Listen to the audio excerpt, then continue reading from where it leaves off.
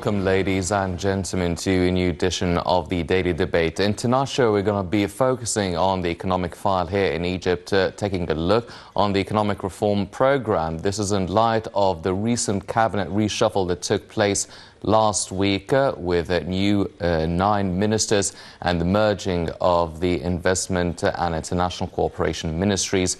And we're also going to be talking about the value of the Egyptian pound against the dollar, which has risen over the past couple of weeks. And joining us here in the studio to shed more light on this issue is Dr. Khaled Nagati, the Vice President of the World Small and Medium Enterprises Association.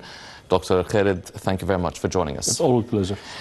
First off, ladies and gentlemen, before we start off our discussion regarding the economic file, the Jordanian King Abdullah II visited Egypt today, met with President Abdel Fattah el-Sisi, and we're joined over the phone to shed more light on the summit by Dr. Sarah Kira, the political analyst. Dr. Kira, can you hear us?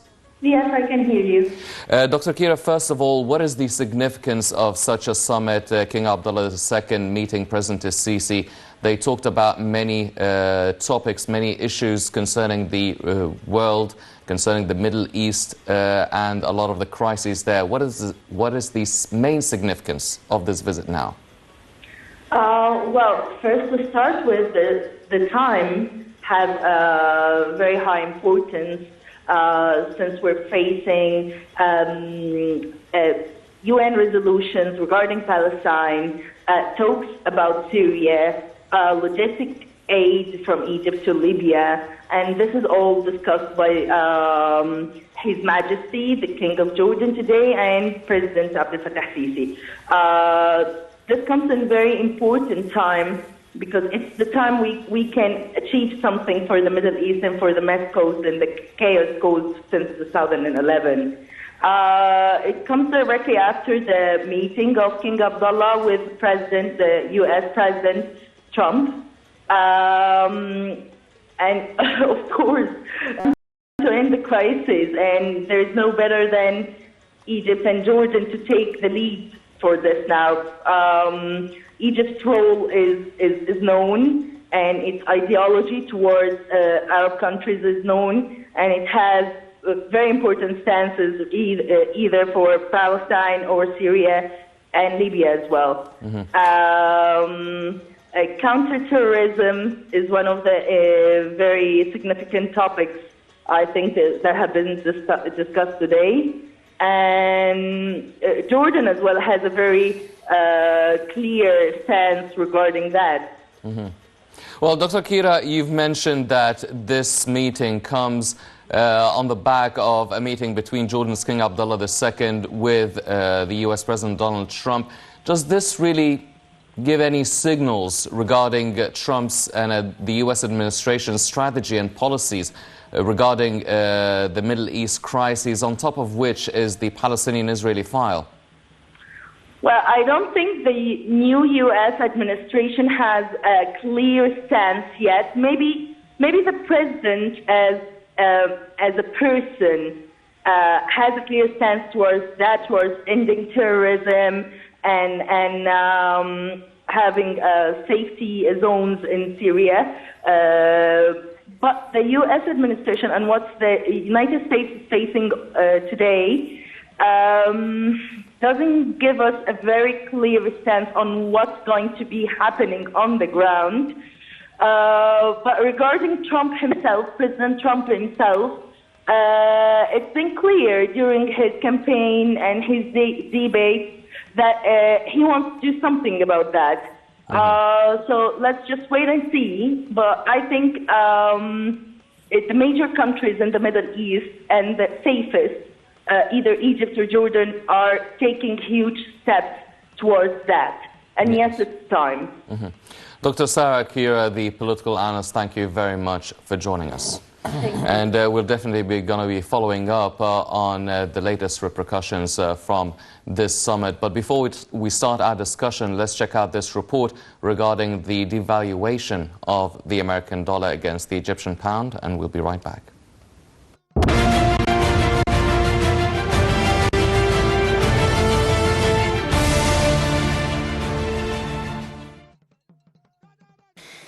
The Egyptian pound strengthened against the US dollar, regaining ground after record lows, which followed the central bank's decision to float the currency in November.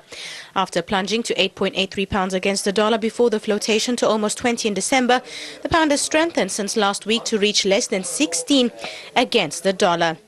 Faced with plummeting foreign currency reserves since its 2011 revolution, the central bank floated the pound and the government cut fuel subsidies, moves which helped secure a $12 billion loan from the IMF. International investors reacting favorably to the flotation have since shown strong interest in government bonds and treasury bills. The inflows, as well as the IMF loan's first tranche worth $2.75 billion, have made dollars more available. Meanwhile, Egypt's unemployment rate eased slightly in the fourth quarter of 2016 to 12.4% from 12.6%. The unemployment rate also declined from 12.8% recorded in the same period of 2018. According to a statement by the Central Agency for Public Mobilization and Statistics, CAPMAS, the number of unemployed persons stood at 3.59 million, decreasing 49,000 people from the previous quarter. The labor force stood at 25.5 million persons, increasing by 299,000 from the previous quarter. CAPMAS reported that 8.5% of the male labor force is unemployed, decreasing from 8.7% during the previous quarter. Unemployment rates amongst female labor force, however, inched to 25.3% as opposed to 25.9% during the same period last year.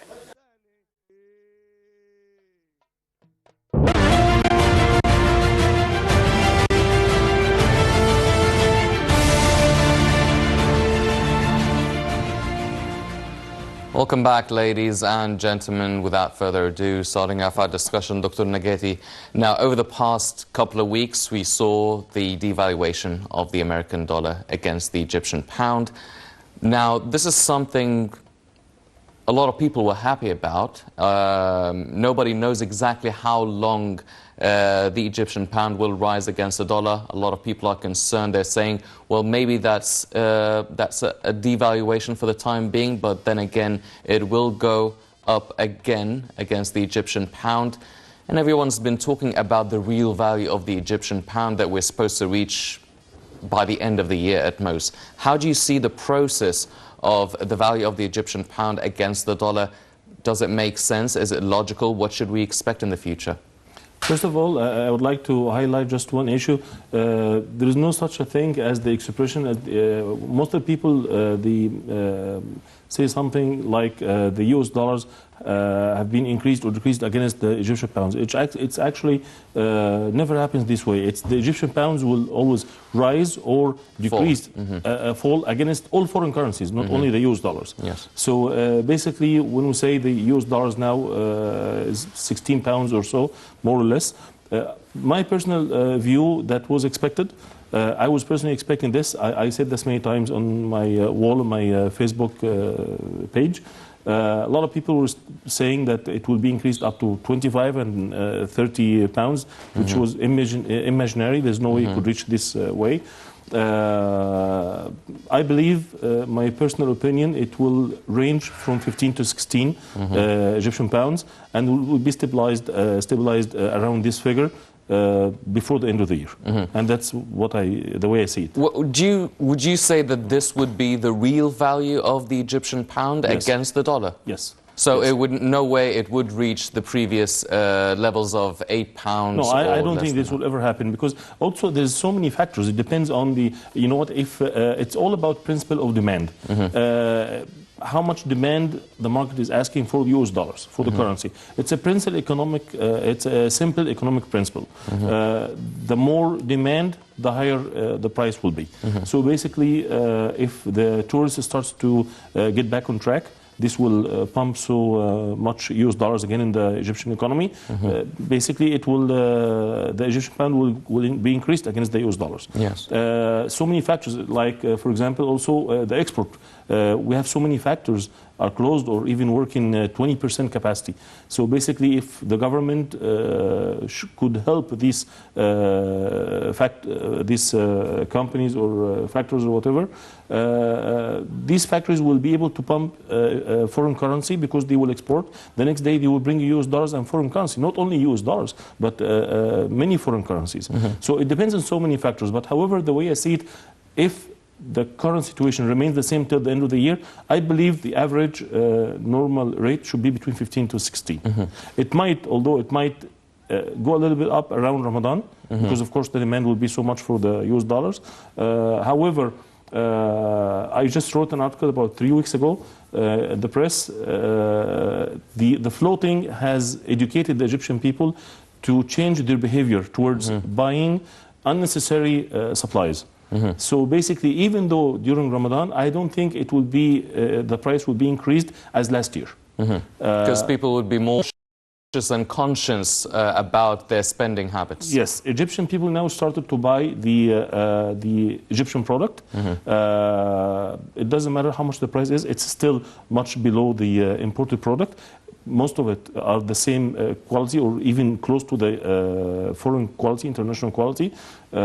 So these just learn how to change their habits towards buying their day-to-day supplies. Yes. So, well, Dr. Nagati, now last week the Central Bank of Egypt stated that their foreign reserves as of the end of January increased as opposed to the end of December of last year, 2016. Now the foreign reserves are around a little bit over $26 billion. Yes. Do you feel that this about £2 billion, $2 billion increase within the foreign reserves, does that really have any sort of effect on the value of the Egyptian pound against the dollar, or is this irrelevant totally?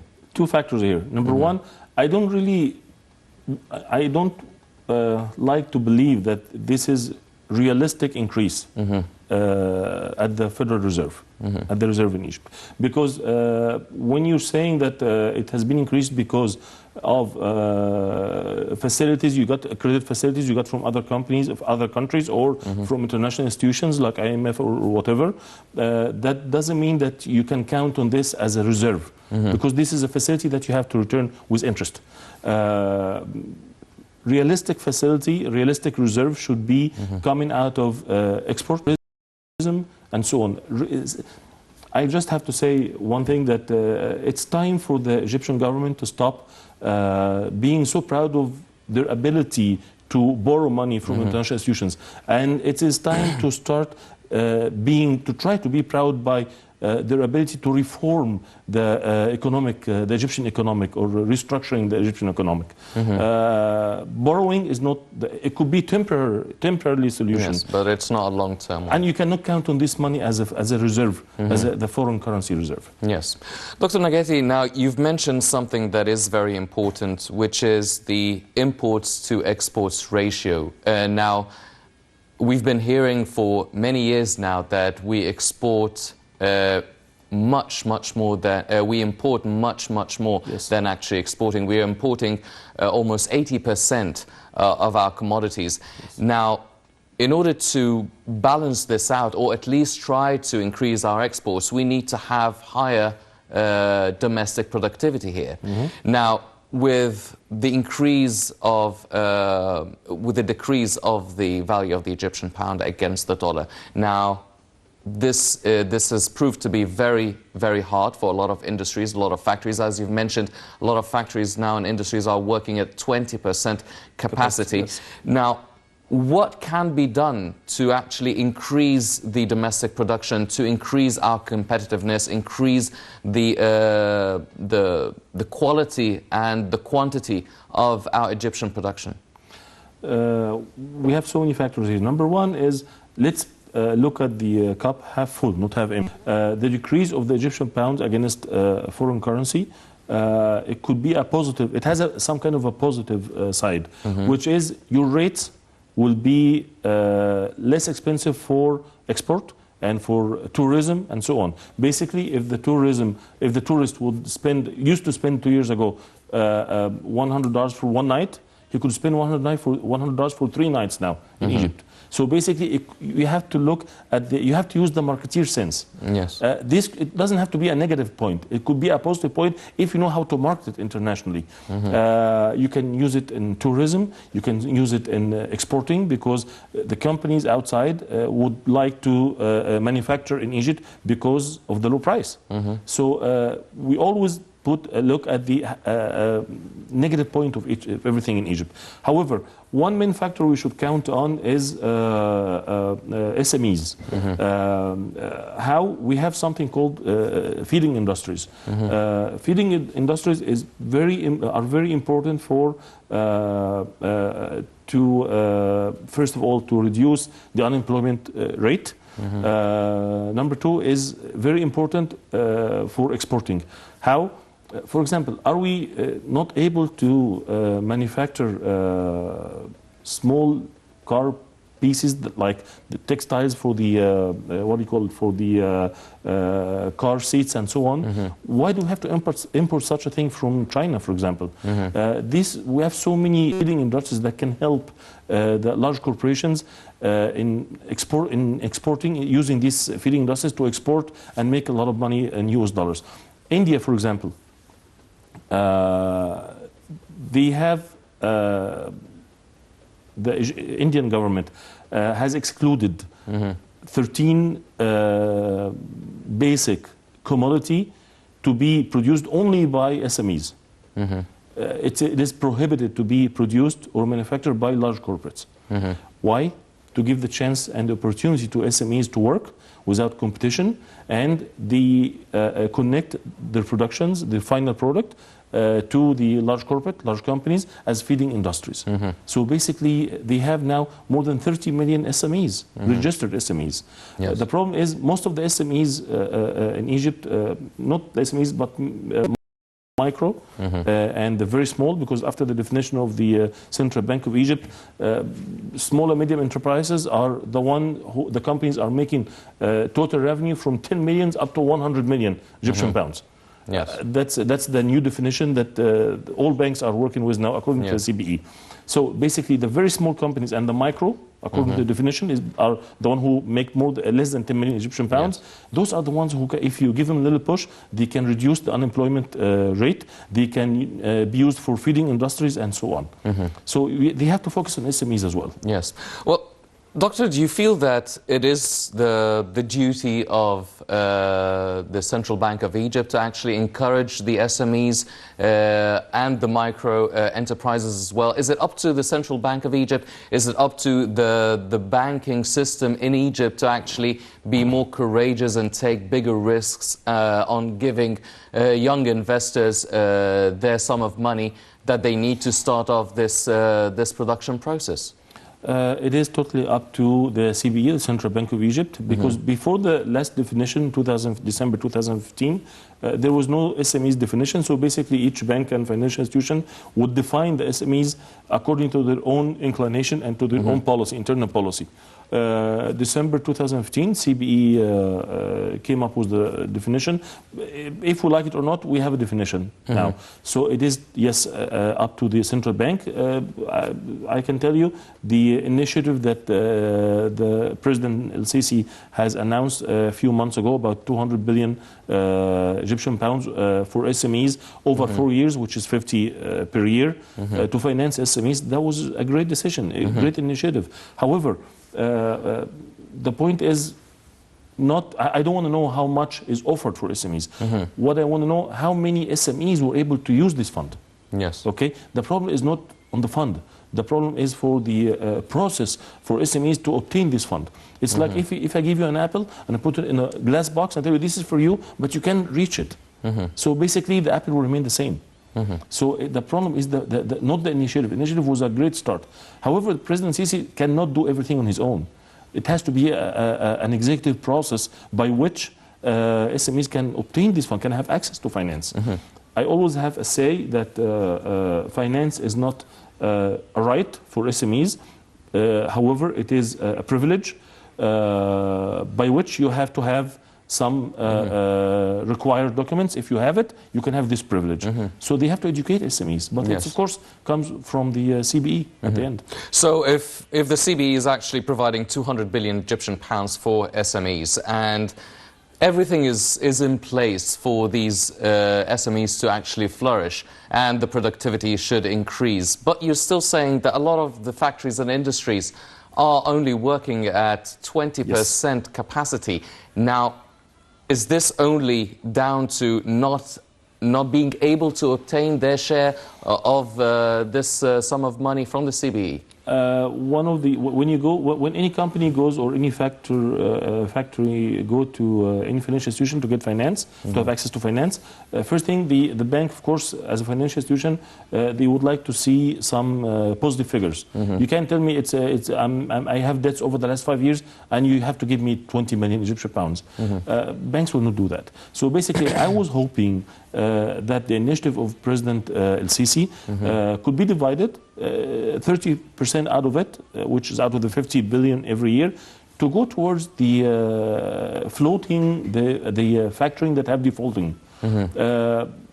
Default definition is very wide. It could be ranging from defaulting in credit facilities with financial institutions. It could be defaulting with you cannot pay your salaries. It could be defaulting with electricity and governmental entities and so on. So 30% out of the 50 billion should be used for floating these factories. I can guarantee you a lot of factories in Egypt, if they get only like 5 million Egyptian pounds, they will rise and work like no tomorrow. They just need some oxygen. Yes. That's all they work full capacity in about 2 months. So you would say that a big part of the problem is the bureaucratic process of actually reaching these financial assets? It's not the bureaucratic process. It's basically the president has put the initiative. Someone has to think to tell him, really, these factories, they should get help. You can't leave it to banks. Banks will never finance defaulting factories. It will never happen. But who should do that? The Ministry of Investment? No, Ministry of Trade. The only problem is that we had no godfather in Egypt. So basically, also President Sisi has announced last year of the reform of the special entity for SMEs, governmental institution. It's under the umbrella of the Ministry of Trade. Hopefully, this new organization, when it is formed officially, it will be the godfather for SMEs, so they can take this decision. Yes. I was reading the news, something very weird. The governmental reports say the defaulting factories are 134 factories in Egypt that are not working full capacity. If you go to any business unions or investment unions, each one of them, they give you a list of 200 factories at least. So basically, it's a big range of numbers. So it should be divided. The initiative of President Sisi should be divided, 30% out of it, at least, to float the factories that they have financial problems. Yes. Well, with the establishment of a new organization such as that, do we still suffer from the infamous corruption that a lot of our institutions are suffering from, or a lot of our organizations suffering from? Now starting a new organization, do we start off on a clean slate, or do we still carry on this baggage with us? No, it has to be no, you can't carry the old package.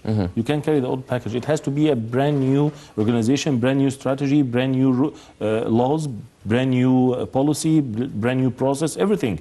And we don't have to reinvent the wheel. We have a lot of international practice that we can absorb what we like, and we can promote it in Egypt as well. Yes.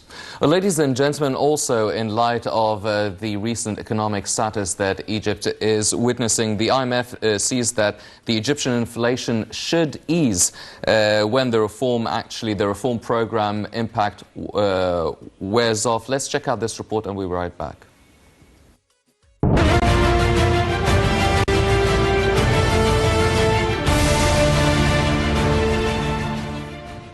The International Monetary Fund, IMF, said it expects Egypt's inflation, which jumped to almost 30% in January, ease once the impact of measures, including the floating of the currency, wears off. Chris Jarvis, IMF Mission Chief for Egypt, said the IMF expected inflation to go up, as it did for several months after the launch of the reform program, adding that once these effects wear off and so long as budget and monetary policies remain tight. IMF Managing Director Christine Lagarde said on Monday Egypt is making good progress in its economic reform program, and the recent developments might be an indicator that the transition is coming to a close. Lagarde expressed her confidence that authorities are doing the best they can under the circumstances, saying that they're seeing good progress and ownership taken of the reforms by the authorities. She added, it is difficult to be certain whether the transition will be complete any time in 2017, but she expressed her optimism. Meanwhile, the Finance Minister Amr Garhi said he expects inflation to peak by the end of the first quarter. The IMF, in a staff report prepared before the loans accord approval, expects the annual rate to drop to 16.6% by the end of June. Prices have surged since Egypt reduced fuel subsidies and removed exchange rate restrictions in November, steps that were key to secure a $12 billion IMF loan agreement. The pound has since lost about half of its value, and inflation in urban areas has accelerated at an annual rate of 28% in January. The central bank raised interest rates by 300 basis points in November to 14.75% for the benchmark overnight deposit rate. 5 out of 7 economists in a survey expect policymakers to keep the rate unchanged when the Monetary Policy Committee meets on Thursday.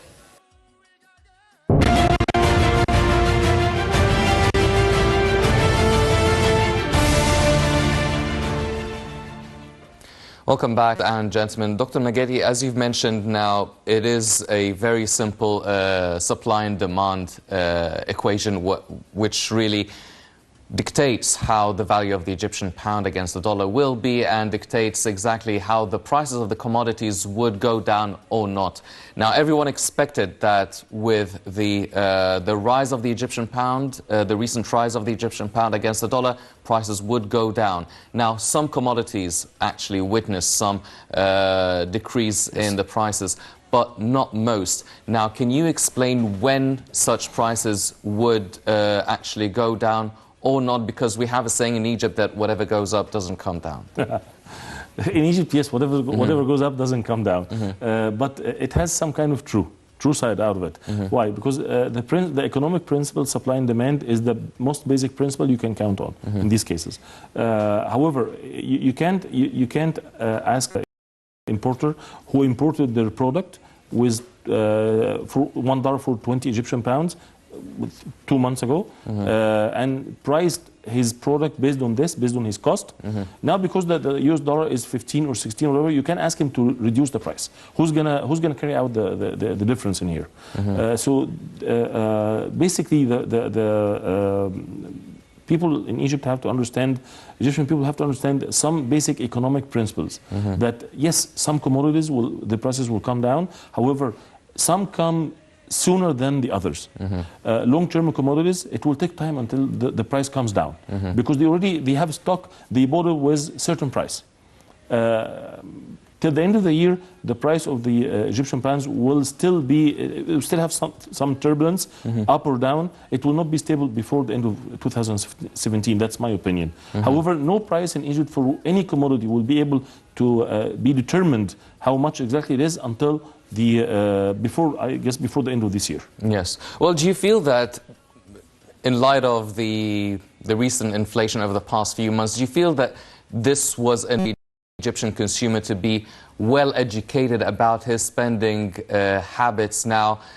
Do you expect that seriously during Ramadan people will actually reconsider their spending habits and during the feast? Let's hope so. I hope so. I do hope so.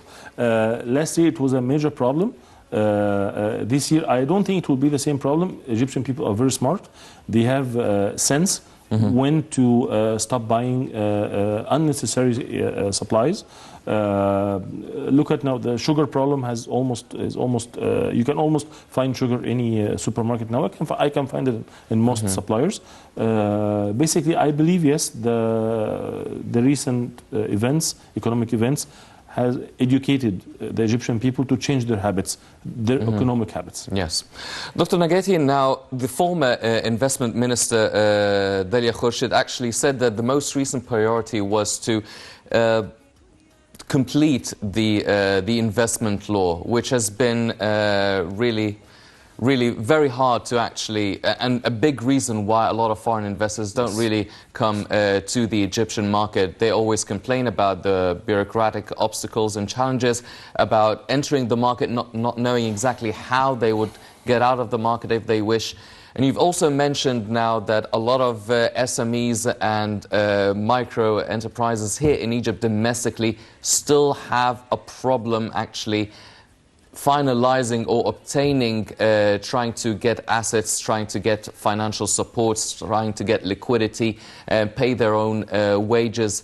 Do you feel that we have a problem still with the investment law attracting foreign investors and also encouraging domestic investors to start their own businesses? Absolutely, and not only the foreign investors, the local investors. If I'm a local investor, there's no way I can invest a lot of money in Egypt when I know that I cannot, if I have a sister company abroad, because some of the companies in Egypt, they are owned by foreign companies abroad. I don't have the freedom to take my money out or bring it in whenever I want. The exit scenario is a basic principle to be attracting foreign investors. Foreign investors will always look for an exit scenario. If they have a problem in this country, they have to make sure that if they face economic problem, shut down the company here, let's move our money somewhere else. They have to have this freedom. If they don't have it, that's a big issue for them. And I don't see why, for the last 3 years, we cannot issue the new investment law. You cannot attract investors out of bankruptcy, for example, bankruptcy law. In the U.S., I lived there for a long time. You have Chapter 7, Chapter 9, and Chapter 11 bankruptcies. You have 3 chapters for bankruptcies. 3 ways to get out of, to bankrupt your company, or so many ways to transfer your money anywhere else. No restrictions. In Egypt, yes, we could have some restrictions because of our economic situation. However, I don't see any reason not to issue the investment law as soon as possible. We have a parliament. We have a president who can take decisions immediately, and this is a big plus for the Egyptian economy. We've seen it many times before. So basically, I don't see any. I believe joining the 2 ministers, I believe Minister Sahar Nasr, and I know her personally, she's very active. And I believe she will work hard on this. Yes. Well, it has been a problem, this investment law, for a few years now, as you've mentioned. Why have we been unable to solve it? And why, if we're having problems with the investment law, why is it still very hard to encourage the local investor? I mean, still, it must be a little bit easier for a local investor to start their own business than actually getting a foreign investor to come and invest in the Egyptian market. Any investor, either local or international or foreign investor, first thing, they look for security. Over the last 5 years, we had security issues in Egypt. So basically, who's going to invest millions or billions in factories and so on? And the next day, you can have some people shutting down your factory and ripping off your products and so on. So this is not encouraging for any local, or let alone international investors. So basically, there were priorities for the last 5 years in Egypt.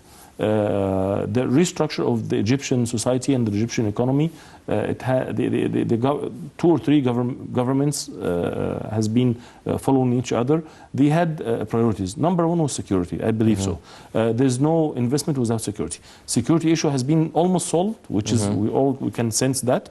Now you can look for investment law and for what can really attract investors, either local and international. However, you cannot equalize both of them. You have to make a special process for the local investor, and you have to identify some target projects for local investors, given the fact that they have the citizenship factor, that they can pump some money in some infrastructure project that the international one would not be interested in. Ministry of Investment, I believe under Minister Sahar Nasr, I think it will be improved. I believe now the security issue has been solved, so we have no reason whatsoever not to attract investors anymore. Yes. Well, we've seen a lot of presidential visits and a lot of governmental visits and governmental agreements with major superpowers such as China. We've seen a lot of memorandums of understanding being signed with main European countries. We witness a lot of high-level business delegations coming to Egypt every once in a while. Do they materialize in actual investments? Do they materialize in actual fulfilling the potential of these visits and these agreements, or are they basically materializing in terms of government-to-government business and trade? I believe that President Abdel Fattah al-Sisi should have an assistant to follow up on the investment opportunities that has been discussed. A lot of investment opportunities have been discussed during the economic summit that was done 2 years ago. However, no one can hear anything about it anymore. Why? Because no one is following up. The guy is doing so many things. I really raise my hat to him. However, he has to have arms. He has to have people to follow up. He can't do everything on his own. He did the summit. He brought a lot of investment opportunities from all over the world. We've all seen it. We cannot just live on borrowing from the Gulf, GCC and from any international financial institutions. Egypt is much bigger than this. Egypt is much stronger than this. Enough borrowing. We have to restructure our company. The executive process is the issue in Egypt, yes, not the presidential decisions. Yes. So this has to be solved. Well, one last question because we're running out of time. Sure. Now, we've seen a lot of activities by the government and a lot of efforts exerted within the energy sector, a lot of electricity plants being built, a lot of work in the transportation sector. But also, and these things should be facilitating and making it easier for the local investor to produce more and to compete more. But at the same time, we're going to be witnessing there will be a little bit, certain level of inflation within all the raw materials and all the expenses in the start of the business or continue the process of producing.